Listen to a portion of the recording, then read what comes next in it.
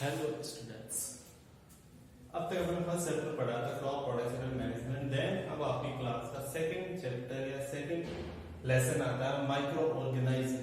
कि micro organism क्या होते हैं और वो अपने फ्रेंड्स होते हैं, फॉय होते हैं, मींस अपने मित्र होते हैं, दुश्मन होते हैं, उसके बारे में अपन इस चैप्टर के अंदर रीड करेंगे।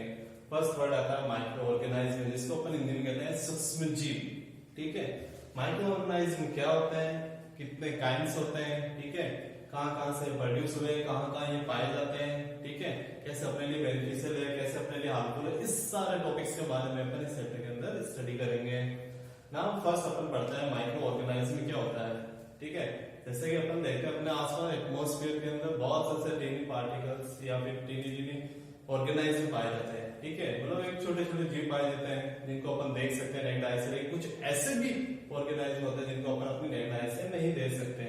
ठीक है, अब अगर माइक्रो ऑर्गेनाइज्म की बात करें तो अपने वर्ल्ड के अंदर अगर सबसे पहले देखें तो वो आए थे माइक्रोब्स, मींस माइक्रो ऑर्गेनाइज्म। अगर अपन अपने वर्ल्ड की बात करें तो आज माइक्रो ऑर्गेनाइज्म का जो इन्वेंशन या अपने पृथ्वी के ऊपर आने का जो अस्तित्व देखें तो कम से कम 3500 मिलियन ईयर्स एगो। ठीक है, मतलब आज से 3500 मिलियन एगो पहले आए थे। ठीक है, देन उसके बाद अगर अपन डायनासोर की बात करें तो डायनासोर ओनली 201 मिलियन से एगो ही आए थे। ठीक है, और ह्यूमन की बात करें तो ह्यूमन अगर आया था इस वर्ल्ड के अंदर, इस दुनिया के अंदर, तो वो सिर्फ ओनली 0.1 मिलियन ईयर्स एगो है। ठीक है, तो अगर माइक्रो ऑर्गेनाइज्म की बात करें तो आज से माइक्रो ऑर्गेनाइज्म बहुत पहले आए थे, जो दुनिया से बनी भी थी उससे पहले माइक्रो ऑर्गेनाइज्म आज इस अर्थ के अंदर आ चुके थे। ठीक है, इसके अलावा अगर अपन हर जगह अपने माइक्रो ऑर्गेनाइज्म हर जगह पाए जाते हैं, चाहे वो लिविंग थिंग्स हो चाहे नॉन लिविंग थिंग्स हो, हर एक जगह आपको देखने को मिलेंगे। अब माइक्रो ऑर्गेनाइज्म क्या होता है, अगर इसके अपनी साइंटिफिक डेफिनेशन पढ़े तो सुनिए। Microorganism are tiny living organism invisible to the naked human eyes and can be seen with the help of a microscope। ठीक है, तो माइक्रो ऑर्गेनाइज्म वो लिविंग ऑर्गेनाइज्म होते हैं, ठीक है, visible the neck human eyes and can be, मतलब जिनको अपन इनविजिबल मतलब डायरेक्ट अपने नेक आई से नहीं देख सकते। ठीक है, मतलब डायरेक्ट अपनी आंखों से अपन उनको नहीं देख पाते, उनको देखने के लिए स्पेशल इक्विपमेंट की आवश्यकता होती है, नीड होती है, उसको अपन कहते हैं माइक्रोस्कोप। ठीक है, तो ऐसे ऑर्गेनाइज्म कहलाते हैं माइक्रो ऑर्गेनाइज्म। अब इस ब्रांच के बारे में मींस साइंस की जो ब्रांच है जिसके अंदर अपन जितने भी ऑर्गेनाइज्म उनके बारे में स्टडी करते हैं वो कहलाते हैं आपके माइक्रोबायोलॉजी। देन जिस इंस्ट्रूमेंट के द्वारा अपन माइक्रो ऑर्गेनाइज्म को स्कैन करते हैं, देखते हैं, वो कहलाता है आपके माइक्रोस्कोप। अगर अपन माइक्रो ऑर्गेनाइज्म की बात करें, ठीक है, तो माइक्रो ऑर्गेनिज्म अपने हर जगह आसपास पाए जाते हैं, चाहे वो लिविंग थिंग्स हो चाहे नॉन लिविंग थिंग्स हो। आज जितने भी डिजीज होती है, ठीक है, इसके अलावा जितने भी अपने फूड आइटम्स होते हैं, क्रॉप प्लांट्स, हर जगह आपको माइक्रो ऑर्गेनाइज्म देखने को मिलेंगे, वाटर के अंदर, सैंड के अंदर। ठीक है, फॉर एग्जाम्पल अगर आपको देखते हैं अपन वाटर का एग्जाम्पल ले लेते हैं। ठीक है, जैसे अपन अलग अलग जितने भी वाटर सोर्सेज है आप उनका पानी कलेक्ट करिए, नदी का, ठीक है, रिवर, ओशियन, इसके अलावा ड्रेनेज, कैनल, कहीं से भी आप उनका पानी कलेक्ट करिए और उनको थोड़ा दिन रखिए। ठीक है, तो आफ्टर 3, 4, 5 डेज आप कंटिन्यू उनको एक जगह रख दीजिए। देन उसके बाद उसके पानी को आप माइक्रो ऑर्गेनाइज्म से देखिए, उसके एक ड्रॉप लीजिए, माइक्रो ऑर्गेनाइज्म उसको रखिए और उनको अच्छे से सीन करिए, तो आपको अंदर उसको देखने को मिलेंगे। ऐसे बहुत से स्ट्रक्चर आपको लगेगा, स्ट्रक्चर पानी के अंदर देखने की मिलेगी, तो होते हैं माइक्रो ऑर्गेनाइज्म। इसके अलावा फूड आइटम की बात करें, फूड आइटम्स के अंदर आप देख सकते हो, प्लांट्स के अंदर देख सकते हो, तो माइक्रो ऑर्गेनाइज्म हर जगह मौजूद होते हैं। अगर अपन हिस्ट्री बात करें कि माइक्रो ऑर्गेनाइज्म कैसे आया, ठीक है, इनका इन्वेंशन किसने किया या इसके बारे में अपने अर्थ के अंदर लोगों को किसने बताया। ठीक है, तो अगर अपन फर्स्ट बात करें, अपने पास साइंटिस्ट थे रॉबर्ट हुक। ठीक है, रॉबर्ट हुक जिनका इन्वेंशन या जिन्होंने अपना कॉन्ट्रीब्यूशन इस ब्रांच के अंदर दिया था 1665 के अंदर, उन्होंने सबसे पहले ऑब्जर्व किया था जो कॉर्क सेल होती है, ठीक है, कॉर्क ट्री का नाम, उसकी जो सेल्स होती है उनको उन्होंने लेकर, या इसके अलावा उन्होंने बैक्टीरिया के बारे में जो स्पर्मेटोजोआ यूजिंग है, ठीक है, स्पर्मेटोजोआ जो ह्यूमन का जो स्पर्म होता है, ठीक है, उन सब की जो जितने भी माइक्रो ऑर्गेनाइज्म क्या पाए जाते हैं उन सब के सैंपल लेके उन्होंने एक अपने जो उनका स्वयं का एक माइक्रोस्कोप बनाया गया था। ठीक है, उनके द्वारा उन्होंने उसको चेक किया था। ठीक है, उनके बारे में उन्होंने देखा था उनकी सेल की स्ट्रक्चर्स कैसी होती है। देन उनके बाद एंटोनी वैन ल्यूवेन हुक, ठीक है, उन्होंने 1676 के अंदर सबसे पहले हमें जितने भी माइक्रो ऑर्गेनाइज्म है, मतलब इस दुनिया में सबसे पहले उन्होंने हमें आइडेंटिफाई कराया था कि माइक्रो ऑर्गेनाइज्म कैसे होता है, उनके बारे में उन्होंने पूरा क्लियरली हमें डिस्क्राइब करके बताया था। एंड उनकी स्केच मींस उनके जो डायग्राम होते हैं उनके पीछे, उनके बारे में भी हमें गाइड किया था। ठीक है, तो इसके बाद जो एंटोनी वैन हुक आए थे उन्होंने हमें बताया था कि माइक्रो ऑर्गेनाइज्म कैसे होते हैं। ठीक है,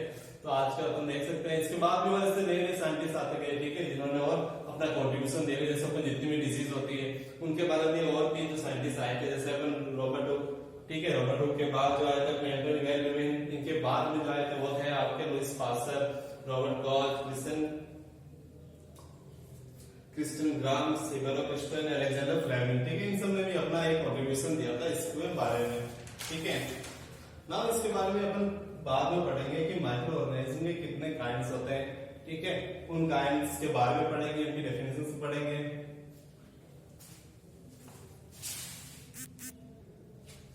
ना वो अपने सेकंड टॉपिक है काइंड ऑफ माइक्रो ऑर्गेनाइजेशन। हमने माइक्रो ऑर्गेनाइजेशन पढ़ लिया, उसकी डेफिनेशन पढ़ ली कि जितने भी टाइनी पार्टिकल्स होते हैं जिनको अपन नेक लाइन से नहीं दे सकते वो सब कहलाते हैं आपके माइक्रो ऑर्गेनाइज्म। अब माइक्रो ऑर्गेनाइज्म के काइंड्स क्या क्या होते हैं, वो कितने प्रकार के होते हैं, वो आपके कम से कम 5 काइंड्स के होते हैं। फॉर एग्जांपल जैसे bacteria, fungi, protozoa, algae and virus, ठीक है, इन सब के बारे में आपने सुना ही होगा अपनी लास्ट क्लास के अंदर। तो ये अपने कुछ माइक्रो ऑर्गेनाइज्म होते हैं। अब जैसे इनके बारे में अपन रीड कर लेकिन उससे पहले कुछ और भी रीड कर लेते हैं। जैसे आपने यूनिसेलुलर माइक्रो ऑर्गेनाइज्म या मल्टीसेलुलर ऑर्गेनाइज्म के बारे में सुना होगा। यूनिसेलुलर मतलब ऐसे माइक्रो ऑर्गेनाइज्म जिनके अंदर एक सिंगल सेल पाई जाती है, मीन जो एक सिंगल सेल से मिलकर बने होते हैं वो आपके कहलाते हैं यूनिसेलुलर, एंड जिनके अंदर एक से ज्यादा सेल्स पाई जाती है वो आपके होते हैं मल्टीसेलुलर। अब एग्जांपल में अगर देखें अपन तो यूनिसेलुलर ऑर्गेनाइज्म कौन कौन से हो जाएंगे, जैसे प्लांट है, प्लांट के एग्जांपल से ले अपन क्योंकि अपन ने इसको प्लांट और एनिमल्स में दो पार्ट के अंदर डिवाइड किया है। अगर प्लांट के बेस पे देखें तो अपन एलगी का देखें तो एलगी के अंदर जैसे सेमिडोमोनास हो गया या कोलेरा हो गया, ठीक है, ये आपके एग्जांपल हो गया एलगी के। फंगी की बात करें, फंगी की जो यीस्ट होती है, ठीक है, जो अपने प्लांट के ऊपर पाई जाती है वो आपके यूनिसेलुलर ऑर्गेनाइज्म एग्जांपल हो गया। इसके अलावा जो बैक्टीरिया है, ठीक है, जैसे बैक्टीरिया की बात करें जैसे जितने भी अपने लुमिनस प्लांट्स होते हैं, ठीक है, उनकी जो नोड्यूल्स के अंदर जो पाए जाते हैं, जो नाइट्रोजन फिक्सेशन के अंदर भी काम करते हैं, ठीक है, वो आपके बैक्टीरियाज हो गए। इसके अलावा एनिमल्स के अंदर जो प्रोटोजोआ आता है, जैसे प्रोटोजोआ का अगर एग्जांपल में देखें अमीबा होती है, यूग्लिना होते हैं, पैरामीशियम, ये सब आपके एक सिंगल सेलुलर या फिर यूनिसेलुलर ऑर्गेनाइज्म होते हैं, ठीक है। इसके बाद आता है आपके मल्टीसेलुलर ऑर्गेनाइज्म। जैसे फॉर एग्जांपल एलगी से बात करें, एलगी के एग्जांपल में अगर देखें तो वोलवाक्स, स्पाइरोगेरा है, नॉस्टेक, ठीक है, ये आपका एलगी के रूप में है। फंगे की बात करें जैसे ब्रेड मोल्ड जो होते हैं, जैसे अपन ब्रेड खाते हैं, ठीक है, उनके ऊपर जो भी मोल्ड आते हैं इसको अपन फफूंद कहते हैं, ठीक है, वो आपके फंगे का एग्जांपल हो गया। इसके अलावा एस्पेरगिलस एंड पेनिसिलियम, ठीक है, ये आपके मल्टीसेलुलर ऑर्गेनाइज्म का एग्जांपल हो गया, ठीक है। तो माइक्रो ऑर्गेनाइज्म के बारे में अगर अपन काइंड से बारे में पढ़ रहे हैं तो बैक्टीरिया और फंगी, प्रोटोजोआ, एलगी, वायरस, ये आपके 5 टाइप्स के माइक्रो ऑर्गेनाइज्म होते हैं, ठीक है। देन इसके बाद अपन ने पढ़ा है मल्टीसेलुलर यूनिसेलुलर ऑर्गेनाइज्म क्या होता है। तो अपन वायरस के बारे में भी सुन लेते हैं, आपने वायरस के बारे में सुना होगा, ठीक है, ये आपके लिविंग थिंग्स और नॉन लिविंग थिंग्स के बीच की कनेक्टिंग लिंक होती है। ये बाकी जितने भी माइक्रो ऑर्गेनाइज्म होते हैं उनसे थोड़ा डिफरेंट होता है, ठीक है, क्योंकि वायरस जो होता है वो एक सिंगल ग्रुप में मींस अपन कह सकते हैं ग्रुप में नहीं रहता, वो एक अकेला रहता है, ठीक है, वो किसी ग्रुप या कॉलोनी के अंदर नहीं रहता। बाकी जबकि जितने भी माइक्रो ऑर्गेनिज्म में कॉलोनीज के रूप में, एक ग्रुप के रूप में रहते हैं, ठीक है। तो अपन इसको इस तरीके से आइडेंटिफाई कर सकते हैं। एंड इसके बाद आएगा आपके कि where do comes from the microorganism, कि माइक्रो ऑर्गेनाइज्म कहां से आए, ठीक है, ये कहां रहते हैं, इसके बारे में अपन आगे रीड करेंगे। तो microorganism can be single cell organism like bacteria, algae, जैसे अपन यूनिसेलुलर की बात करते हैं, एलगी, बैक्टीरिया, फंगी, ठीक है, प्रोटोजोआ, ये सब जो माइक्रो ऑर्गेनाइज्म होते हैं वो सिंगल सेलुलर होते हैं, जबकि कुछ मल्टीसेलुलर भी होते हैं, ठीक है। फॉर एग्जांपल जैसे अपन देखें अपने एटमॉस्फेयर के अंदर अपन सर्वाइव करते रहते हैं, अपने आसपास के सारे एटमॉस्फेयर के अंदर देखें बहुत से ऐसे पार्टिकल्स आपको देखने को मिलेंगे, ठीक है, बहुत से ऐसे living things, non living things देखने को मिलेंगे जहां आपको माइक्रो ऑर्गेनाइज्म आप आइडेंटिफाई कर सकते हो, ठीक है। फॉर एग्जांपल जैसे अपन देखें अपने मीन्स अपने ये भी कह सकते हैं कि जितने भी ये कहां पे रहते हैं, अगर अपन कहां पे रहने की बात करें तो जो माइक्रो ऑर्गेनाइज्म होते हैं वो हर एक एटमॉस्फेयर के अंदर मौजूद होते हैं, ठीक है, चाहे जहां पर कितनी भी ठंड हो, चाहे कितनी भी गर्म हो, ठीक है, चाहे वहां की मिट्टी कितनी भी कठोर हो, वहां का जो एटमॉस्फेयर है कैसा भी हो, ठीक है, इट मींस ये हर एक एटमॉस्फेयर के अंदर रह सकते हैं, ठीक है, क्योंकि इनकी जो स्ट्रक्चर होती है वो अकॉर्डिंग टू एटमॉस्फेयर चेंजेस होती रहती है, ठीक है, मतलब ये अपने को अडॉप्ट कर लेते हैं उसके एटमॉस्फेयर के अकॉर्डिंग। तो अपन कह सकते हैं कि माइक्रो ऑर्गेनाइज्म हर जगह पाए जाते हैं, चाहे वो कैसा भी एटमॉस्फेयर हो, चाहे वहां की कैसा भी क्लाइमेट हो, ठीक है। इसके अलावा जितने भी अपने डेड और डिकेइंग जो मेटल्स होते हैं, मतलब जितने भी मर्त जीव होते हैं, ठीक है, सड़े गले जो चीजें होती है, डिकम्पोज चीजें होती है, उन सब के अंदर भी माइक्रो ऑर्गेनाइज्म पाए जाते हैं। इसके अलावा ये क्या कहते हैं, जैसे अपन एग्जांपल लेते हैं सॉइल का, ठीक है, मिट्टी के अंदर जैसे अपन लास्ट चैप्टर के अंदर पढ़ा था सॉइल फर्टिलिटी के अंदर भी माइक्रो ऑर्गेनाइज्म ही जो होते हैं वो अपनी सॉइल फर्टिलिटी को बढ़ाते हैं, ठीक है, अपने भूमि को उपजाऊपन को बढ़ाते हैं, ठीक है, कि जैसे अर्थवॉर्म होते हैं, ठीक है, अर्थवॉर्म मतलब ऐसा और अर्थवॉर्म में जो अपन ऐसे देख सकते हैं, लेकिन कुछ ऐसे माइक्रो ऑर्गेनाइज्म होते हैं जो अपने सॉइल के अंदर पाए जाते हैं, जो अपनी सॉइल फर्टिलिटी को बढ़ाते हैं, ठीक है। तो ये मिट्टी के अंदर भी पाए जाते हैं, पानी के अंदर भी पाए जाते हैं, ठीक है। और हाँ, तो और अपन पढ़ रहे थे कि माइक्रो ऑर्गेनिज्म कहा रहता है, जैसे अपन देख रहे थे माइक्रो ऑर्गेनिज्म हर एक एटमॉस्फेयर के अंदर पाए जाते हैं, लेकिन इसके अलावा माइक्रो ऑर्गेनिज्म जैसे जितने भी प्लांट्स पाए जाते हैं उनकी बॉडीज के अंदर या उनके स्ट्रक्चर के अंदर, या जितने भी एनिमल्स होते हैं एज लाइक ए ह्यूमन, ठीक है, उनके अंदर भी उनकी बॉडीज के अंदर अपन देखते हैं माइक्रो ऑर्गेनिज्म पाए जाते हैं। कुछ ऐसे भी माइक्रो ऑर्गेनिज्म होते हैं जो यूनिसेलुलर, कुछ मल्टीसेलुलर होते हैं जो अपन पढ़ चुके हैं, ठीक है। इसके अलावा जैसे अपन एग्जांपल लेते हैं अमीबा का, ठीक है। अमीबा ऐसा माइक्रो ऑर्गेनिज्म होता है जो हमें से अलग से रहता है, एलोन में रहता है, ठीक है। इसके बाद अपन पढ़ेंगे कि माइक्रो ऑर्गेनिज्म एंड अस, हम और माइक्रो ऑर्गेनिज्म, मतलब माइक्रो ऑर्गेनिज्म हमारे लिए कैसे बेनिफिशियल है, कैसे हार्मफुल होता है। जैसे अपन एटमॉस्फेयर में देखते हैं, मींस कुछ ऐसे माइक्रो ऑर्गेनिज्म होता है जो अपने लिए बहुत फायदेमंद भी होते हैं, कुछ ऐसे भी होते हैं जो हार्मफुल मतलब नुकसानदायक भी होते हैं, ठीक है। तो आओ अपन उनके बारे में नेक्स्ट टॉपिक पर पढ़ते हैं कि माइक्रो ऑर्गेनिज्म कौन से अपने लिए बेनिफिशियरी होते हैं, ठीक है।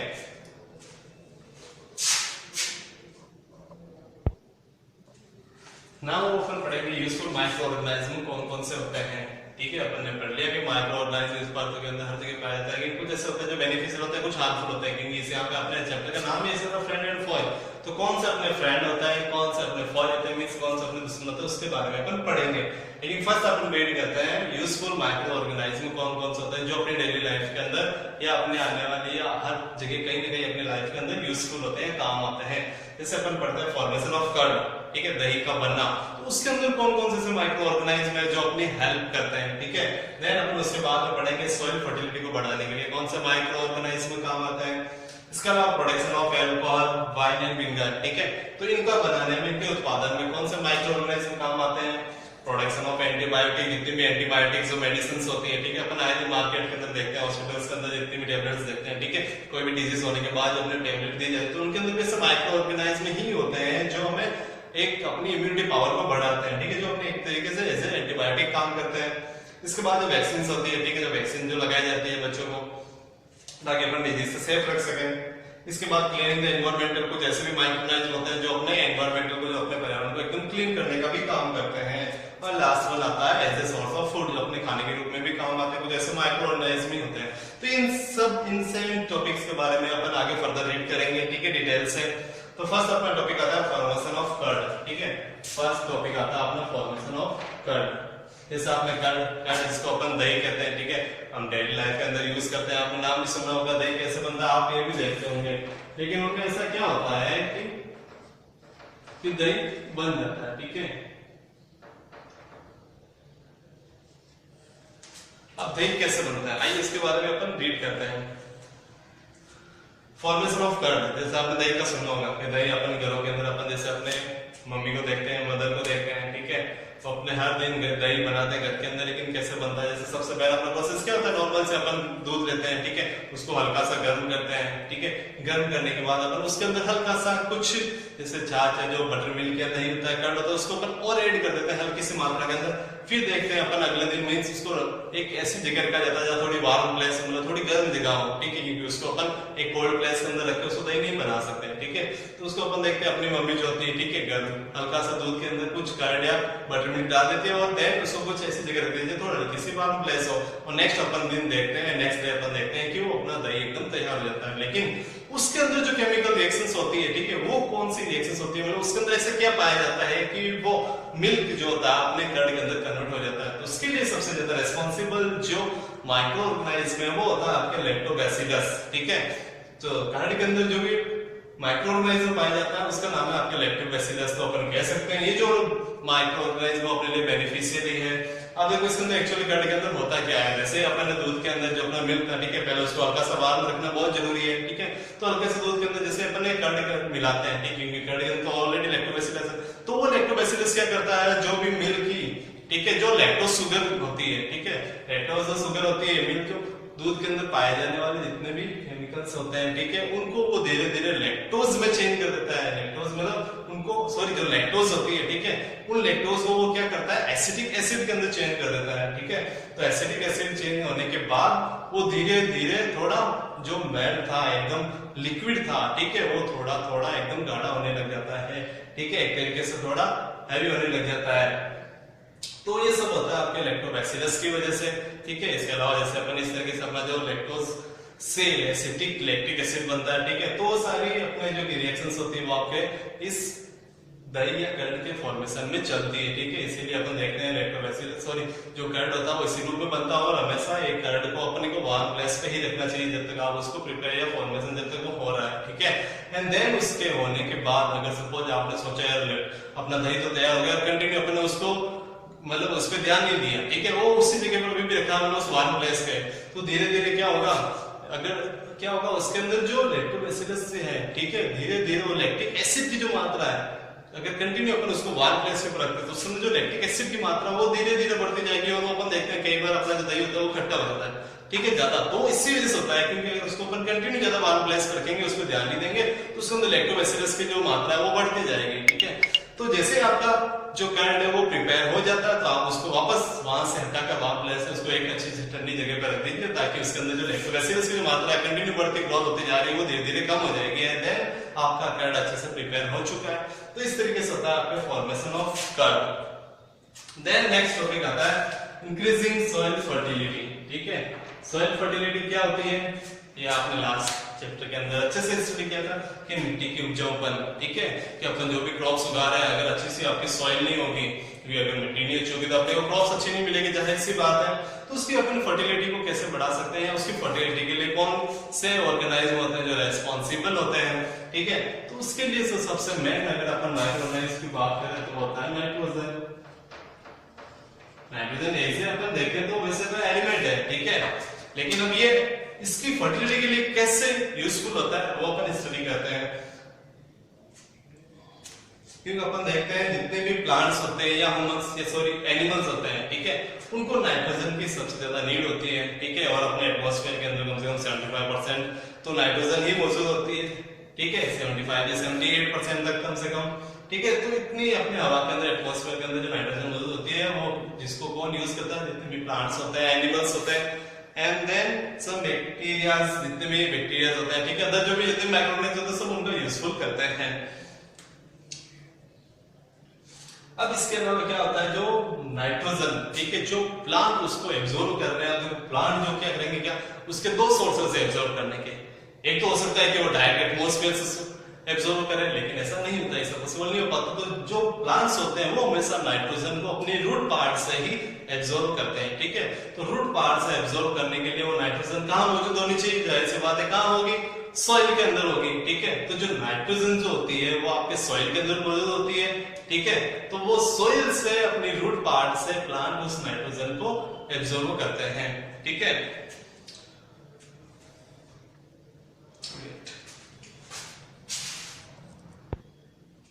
हाँ, तो अपन देख रहे थे कि जैसे जो नाइट्रोजन होती है, ठीक है, वो एटमॉस्फेयर से मिलती है, लेकिन एटमॉस्फेयर के अंदर भी कुछ ऐसे माइक्रो ऑर्गेनाइज्म होते हैं जो इसके लिए रेस्पॉन्सिबल होता है, जैसे अपन बैक्टीरिया होती है जो ब्लू ग्रीन होती है, ठीक है, ये अपने एटमॉस्फेयर के अंदर मौजूद होती है। ये क्या करती है, उस एटमॉस्फेयर की नाइट्रोजन को जो एयर के अंदर मौजूद होती है उसको उस सॉइल तक पहुंचाती है, ठीक है। तो ऐसे जो माइक्रो ऑर्गेनाइज्म होता है जैसे बैक्टीरिया है जो ब्लू ग्रीन एलगी है, ठीक है, ये उसको मिट्टी तक पहुंचाता है, वो मिट्टी के बाद, ठीक है, मिट्टी के द्वारा ही वो सॉइल के द्वारा ही जो प्लांट होता है वो रूट तक, ठीक है, उस रूट तक पहुंचती है नाइट्रोजन। तो ये ऐसे जो बैक्टीरियाज होते हैं या फिर ऐसे जो माइक्रो ऑर्गेनाइज्म होते हैं उनको अपन नाइट्रोजन फिक्सर कहा जाता है, ठीक है। इन्हीं के द्वारा जो होती है वो रूट पार्ट से एक प्लांट तक पहुंचती है, ठीक है। तो इनको अपन नाइट्रोजन फिक्सर्स भी कहा जाता है। और ये नाइट्रोजन फिक्सर ही क्या करती है, उस नाइट्रोजन के एलिमेंट को धीरे धीरे नाइट्रोजन कंपाउंड के अंदर चेंज करती है, ठीक है, समझ गए। तो ये जो माइक्रोऑर्गेनाइज्म होता है जैसे बैक्टीरिया जो ब्लू ग्रीन होती है, ये नाइट्रोजन के एलिमेंट को कंपाउंड के अंदर चेंज करती है और वो उस को रूट पार्ट के द्वारा प्लांट तक पहुंचाती है। इसके बाद अपन पढ़ते हैं और ये धीरे क्या होता है, इन्हीं के द्वारा जो होती है वो सॉइल, ठीक है, सॉइल से जो रूट होती है, रूट क्या करती है धीरे धीरे अपने उस सॉइल से उस नाइट्रोजन कंपाउंड को एब्जॉर्ब करती है और उसके धीरे धीरे उस प्लांट के अंदर ग्रोथ होने जाती है और उसकी फर्टिलिटी भी ग्रोथ होती जाती है साथ साथ में। हम आता है नाइट्रोजन फिक्सेशन या नाइट्रोजन को अपन जो फिक्सेशन है उसके लिए जो अपन रेस्पॉन्सिबल जैसे माइक्रोऑर्गेनाइज्म के बारे में स्टडी कर चुके हैं, लेकिन नाइट्रोजन फिक्सेशन एक तरीके से प्रोसेस होता है, ठीक है। उसके अंदर क्या होता है, जो भी एलिमेंट होता है, जो भी नाइट्रोजन के एलिमेंट होते हैं, ठीक है, उनको नाइट्रोजन कंपाउंड के अंदर कन्वर्ट कर दिया जाता है और उसके लिए अपने बैक्टीरिया और जो अलग ही जो माइक्रोऑर्गेनिज्म होते हैं वो रेस्पॉन्सिबल होते हैं और वो नाइट्रोजन फिक्सेशन करते हैं, ठीक है। और इनके अंदर एक्चुअली होता है क्या है, नाइट्रोजन जो होता है, ठीक है, प्लांट होता है, प्लांट के अंदर जो नाइट्रोजन होगी, ठीक है, वो उनके अंदर जो रूट पार्ट के अंदर छोटे छोटे कुछ नोडुल्स पाए जाते हैं, जैसे आपने रूट को देखा होगा, ठीक है। अब नोडल्स एक्चुअली होते क्या है, जैसे अपन कई बार देखते हैं रूट के ऊपर ऐसे हल्की सी नोट आपको देखने को मिलेगी। कुछ ऐसे प्लांट जैसे बीज हो गया, सॉरी पीज हो गया या बीन्स हो गया, आप कभी उनकी अच्छी सी रूट को ऑब्जर्व करना, उनके अंदर कुछ ऐसे नोडल्स बने होते हैं, ठीक है। ये नोडल्स क्या करता है, जो भी सॉइल के अंदर जो नाइट्रोजन होती है, ठीक है, उस नाइट्रोजन को एब्जॉर्ब करता है, ठीक है, और नाइट्रोजन के अंदर जो माइक्रोऑर्गेनिज्म होते हैं उसको एलिमेंट से वो कंपाउंड के अंदर कन्वर्ट कर देते हैं, और ये नाइट्रोजन होती है, इसको अपन एक तरीके से कह सकते हैं नेचुरल फर्टिलाइजर्स का भी काम करती है, ठीक है। और जो सॉइल के अंदर होती है, सॉइल एक मिट्टी जो होती है बहुत अच्छी, ठीक है, नाइट्रोजन फिक्सेशन है, उसके अंदर बहुत अच्छा नाइट्रोजन पाई जाती है, ठीक है। तो ये धीरे क्या करते हैं, ये अपने प्लांट की अच्छी ग्रोथ के लिए भी और फर्टिलिटी के लिए बहुत यूजफुल होती है। इस तरीके से क्या होता है, एक प्लांट को, ठीक है, बाय रूट नाइट्रोजन मिलती है, समझ गए। तो ये होता है अपने इंक्रीजिंग द सॉइल फर्टिलिटी, इस तरीके से जो नाइट्रोजन होता है वो सॉइल फर्टिलिटी को बढ़ाता है, जो अपन कह सकते हैं जो माइक्रो ऑर्गेनाइज्म होते हैं, इस तरीके से वो अपनी एक सॉइल फर्टिलिटी के लिए यूजफुल होते हैं। देन अपन उसके बाद पढ़ेंगे production of alcohol, wine and vinegar, वो अपन पढ़ेंगे अपनी नेक्स्ट क्लास के अंदर। Thank you.